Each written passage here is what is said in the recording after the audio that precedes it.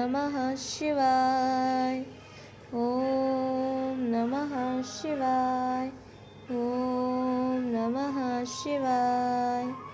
शिव महापुराण सप्तम वामव्य संहिता 5वां अध्याय। शिवजी का तत्व ज्ञान।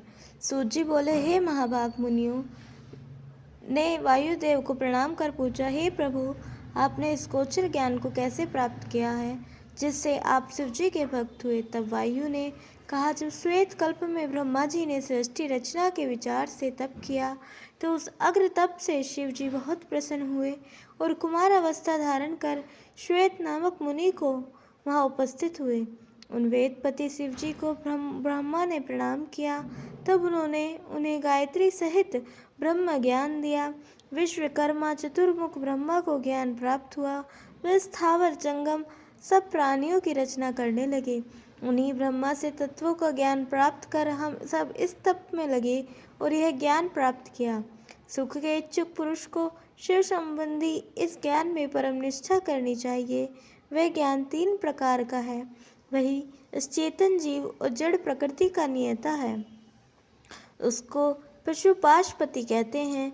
उसी को अक्षर और शर से परे कहते हैं। अक्षर का ही नाम पशु है और ब्रह्म ज्ञान से पाश जो प्रकृति है वह शरण होती है। इसी से पाश को शर कहते हैं और जो शर अशर से परे है उसे पति कहते हैं। इस पर मुनियों ने वायु से शर अक्षर का स्पष्टीकरण पूछा। तब वायु ने कहा, प्रकृति शर और पुरुष अक्षर है और जो दोनों का प्रेरक है वह पर से पर परमेश्वर है।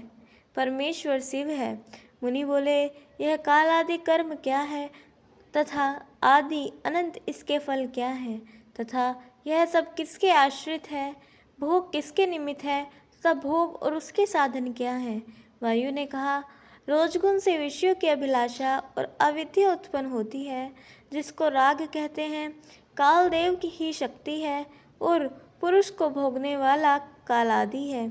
कर्म 2 प्रकार के होते हैं, पुण्यदायक और पापात्मक। इसी प्रकार उनके फल भी सुख और दुख के होते हैं। अविद्या वश जो कुछ करता है वह आनंदीमल है। तब मुनि ने कहा, काल आदि 5 तत्वों के कर्म क्या हैं और आत्मा भोक्ता के नाम से क्यों प्रसिद्ध है। जो पुरुष अलग है क्या वही आत्मा है और वही भोक्ता भी है? क्या अव्यक्त आत्मा वही है? वायु ने कहा, पुरुष में ज्ञान उत्पादिका विद्या एक शक्ति है, क्रिया उसकी व्याज कला है, काल उसका राग प्रवर्तक और देव शक्ति उसकी नियामिका है। अव्यक्त का कारण सत रज और तम तीनों गुण हैं जिसे तत्वज्ञाता प्रधान और प्रकृति कहते हैं। कला क्रियात्मक और प्रभु शक्ति को कहने और प्रकट करने वाली है और जो सृष्टि के पूर्व अनभिव्यक्त रूप है।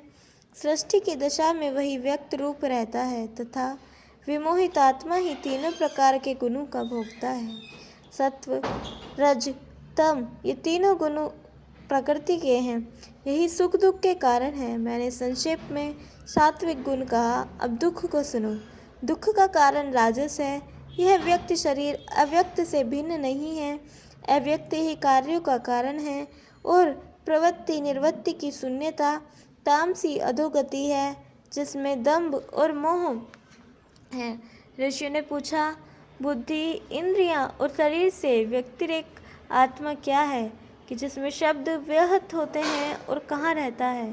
वायु बोले, बुद्धि इंद्रिय और शरीर से वह अवश्य ही अचल और सर्वव्यापक पृथक है जिसमें वह आत्मा कहलाता है, परंतु कारण सहित उसको जानना बड़ा कठिन है। केवल जन्म परंपरा से उसकी जानकारी होती है किंतु वह बुद्धि इंद्रिय और शरीर आत्मा नहीं है।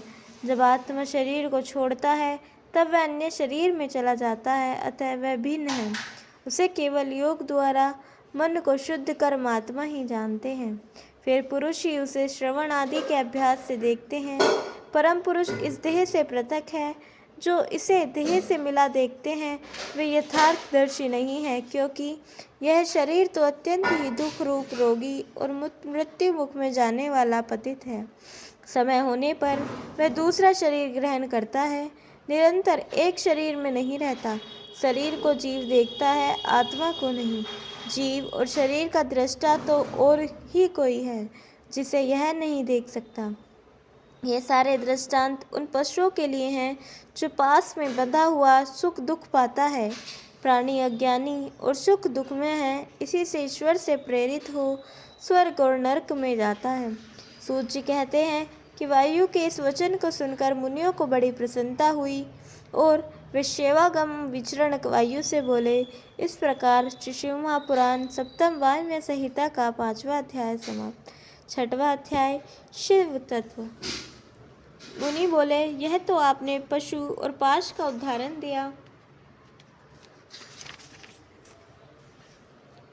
दिया है।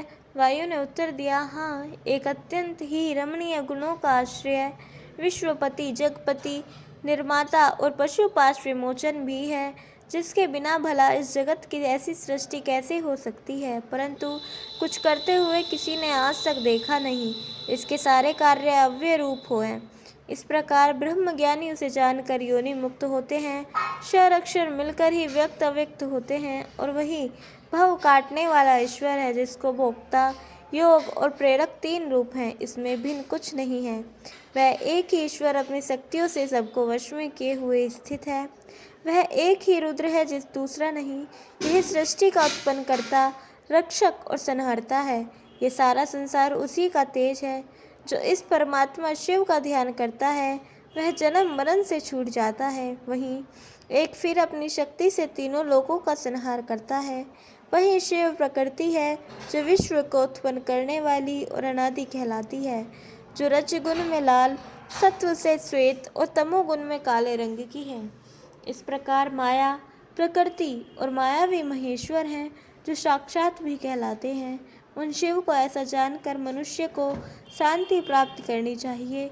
वही परमेश्वर सबका काल रूप, जगत रक्षक और जगत का स्वामी है। उन्हें जानकर मनुष्य कालपाश से मुक्त होता है।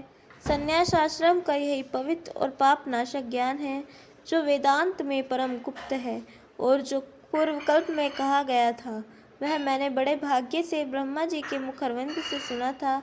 इस श्रेष्ठ ज्ञान को किसी अज्ञानी पुरुष को न देवे, जिसका संक्षेप यह आश्चर्य भी सुनो कि शिवजी प्रकृति से परे वे पुरुष हैं जो सृष्टि करते हैं और समय पर संहार करते हैं। इस प्रकार श्री शिव महापुराण सप्तम वायव्य संहिता का 6वां अध्याय समाप्त। बोलिए उमापति महादेव की जय। कल हम सुनेंगे 7वां अध्याय काल महत्व और 8वां अध्याय त्रिदेव का काल प्रभाव। तब तक के लिए जुड़े रहें। हर हर महादेव।